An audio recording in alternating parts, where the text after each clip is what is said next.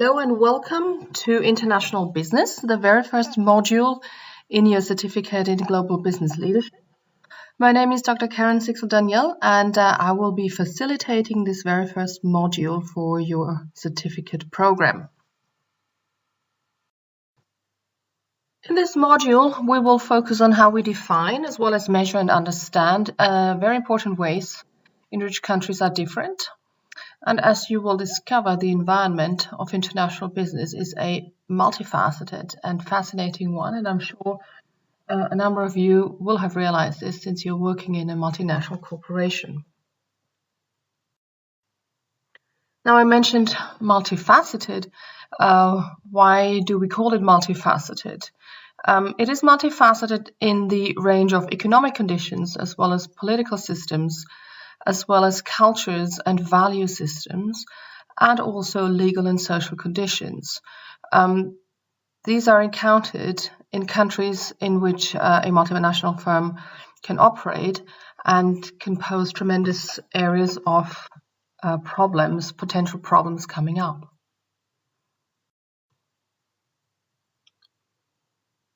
Now, when a firm crosses national borders to become a multinational firm, what happens? Now, the managers in the company are usually faced with quite dramatic differences, or often quite dramatic differences, in the environment in which the company operates in the host country as opposed to their home ground. And if you look at the graphic here, national institutional environments can vary along several important dimensions. You can see here the economic dimension as well as the cultural dimension as well as the political dimension. We will talk about this in quite some detail in this module, and we will be discussing some of these features on the discussion boards in the module. Now, when we talk about differences in environments, we do not only speak about the economic environment being different, but also cultural, language, and social customs can be different from one country to another. We can have differences in the legal system, so law and political system can likewise vary. Of course, also the economic system, including the currency or the banking system, or, for example, also the degree of central planning is very rarely the same across countries and can vary quite significantly across countries. Now, in this module, we will also be dealing with country competitiveness. What are we going to talk about in this area? That is, we will be discussing that we have a tremendous variety of variables that we can use to assess the attractiveness of a country for trade and investment. Now, we have inter alia, especially two institutions that devote a lot of effort on producing competitiveness reports. That is, on the one hand, the International Institute for Management Development in Lausanne, the IMD in Switzerland. They compile the World Competitiveness Scorebook and the World Competitiveness Yearbook every year. And on the other hand, we do have the World Economic Forum, who compile the Global Competitiveness Report. We will be dealing with this in more detail in the module. I think it's quite interesting if you work in a multinational company to look at the various countries the company operates in from various perspectives, especially also from a country competitiveness perspective, to be able to compare how the countries in which the company operates stand in relation to each other on a competitiveness scale. Now, as you can see from the headline here, we will be also talking about the role of culture and communication for doing business internationally. We will be focusing on the work of a number of researchers here to show the importance of the role of culture for international business. First of all, as you can see here from the first bullet point, we will be talking about Gerd Hofstede's work, who put in place 6 dimensions of culture to help you classify behaviors and observations you might have made already in different settings.